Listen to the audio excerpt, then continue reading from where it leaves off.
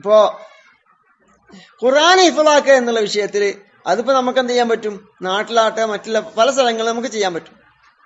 അപ്പൊ നല്ലൊരു കാര്യന്റെ ഖിറാഅത്ത് കേൾക്കുകയും അവിടെ ആളുകൾ ഉണ്ടെങ്കിൽ അവരുടെ കൂടെ ഇരുന്നിട്ട് എന്ത് ചെയ്യുക, പിന്നെ ഖുർആൻ ഓതി കൊടുക്കുക. എന്നിട്ട് അത് ഹിഫ്ളാക്കുമ്പോ പല രീതികളുണ്ട് ഹിഫ്ളാക്കാൻ. ഇതില് ചില കാര്യങ്ങൾ സൂചിപ്പിക്കാന്നുള്ളതാണ്. നമ്മൾ തഫ്സീർ മനസ്സിലാക്കുകയും അതേപോലെ തന്നെ ജീവിതത്തിൽ പ്രാവർത്തികമാക്കുകയും ചെയ്യുക എന്നുള്ളതൊക്കെയാണ് എന്താണ് അതില് പിന്നെ വളരെയധികം ശ്രദ്ധിക്കുക. അർത്ഥങ്ങളും കാര്യങ്ങളൊക്കെ ഇങ്ങനെ ജീവിതത്തിൽ പ്രാവർത്തികമാക്കുക എന്നുള്ളതാണ് എന്ത് ഇതിൽ ഏറ്റവും നമ്മളെ തെറ്റിൽ നിന്ന് വിട്ടിക്കുക എന്നുള്ളതാണ്. തഖ്വയോട് കൂടി മുന്നോട്ട് പോവുക, ഇഖ്ലാസോട് കൂടി ചെയ്യുക എന്നുള്ളതാണ് ഇതിൽ വളരെ പ്രധാനപ്പെട്ടത്.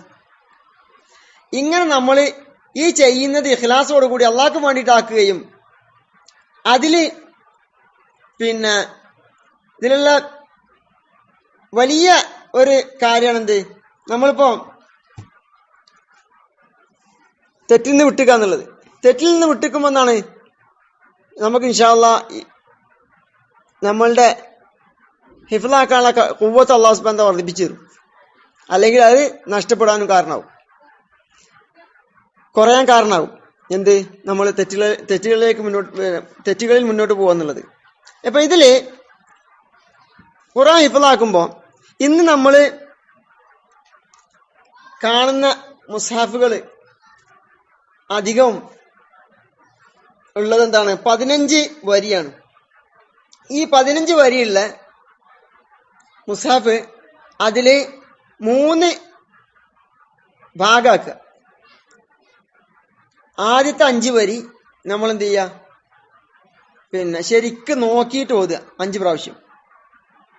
ആളുകൾക്കനുസരിച്ച് അവരുടെ അവസ്ഥക്കനുസരിച്ച് അങ്ങോട്ടും ഇങ്ങോട്ടും ഏറാനും കുറയാനും പറ്റൂട്ടോ. നമ്മള് 5 പ്രാവശ്യം എന്ത് ചെയ്യാൻ ശരിക്കും നോക്കിയിട്ട് ഓതുക. എന്നിട്ട് കാണാതെ ഓതാൻ വേണ്ടി ശ്രമിക്കുക. ഇനി എന്തെങ്കിലും സംശയം ഉണ്ടെങ്കിൽ തിരിച്ചു നോക്കുക അതില്. അങ്ങനെ 5 പ്രാവശ്യം. പിന്നെ 5 പ്രാവശ്യം എന്ത് ചെയ്യുക, ഫുള്ളായിട്ട് കാണാതെ ഓതുക.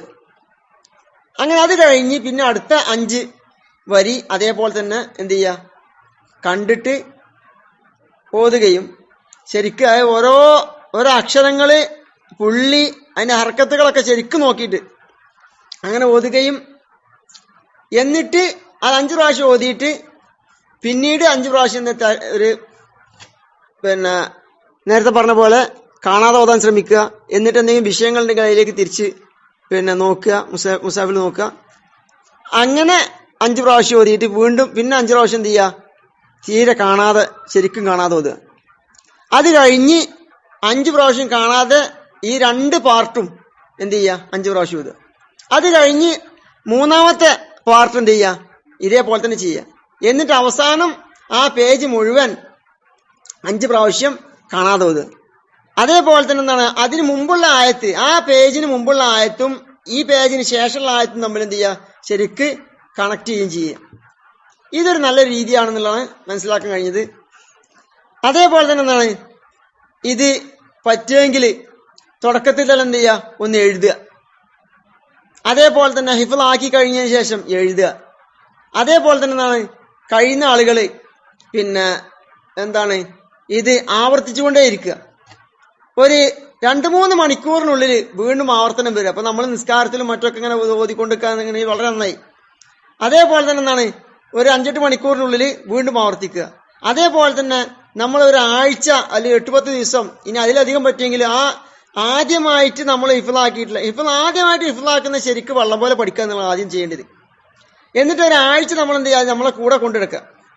പിന്നീട് ഒരാഴ്ചയിൽ നമ്മൾ എന്ത് ചെയ്യുക, അത് പിന്നെ വീണ്ടും ആഴ്ചയിൽ ഒരിക്കലും ഉണ്ടെങ്കിൽ അത് നമ്മൾ ആദ്യം ഹിഫ്ളാക്കിയിട്ടുള്ളത് എന്ത് ചെയ്യുക, നമ്മൾ പിന്നെ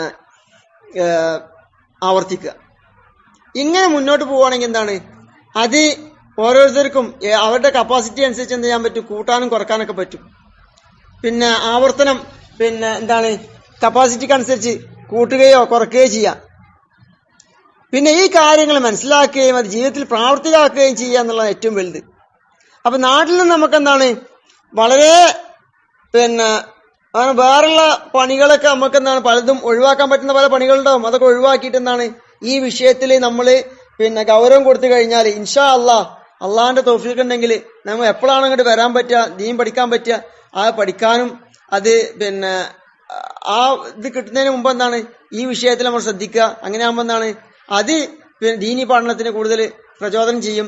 അതേപോലെ തന്നെ എന്താണ് അറബി ഭാഷ പഠിക്കാൻ വളരെയധികം ശ്രദ്ധിക്കുക. കാരണം എന്താണ് പല ആളുകളും ഭാഷ പഠിക്കാത്തതിന്റെ പേരിൽ അവരെ തെറ്റിദ്ധരിപ്പിക്കാനും ഒക്കെ വളരെ സൗകര്യത്തിൽ ചെയ്യാൻ കഴിഞ്ഞിട്ടുള്ളത് നമുക്ക് കാണാൻ കഴിഞ്ഞിട്ടുണ്ട്.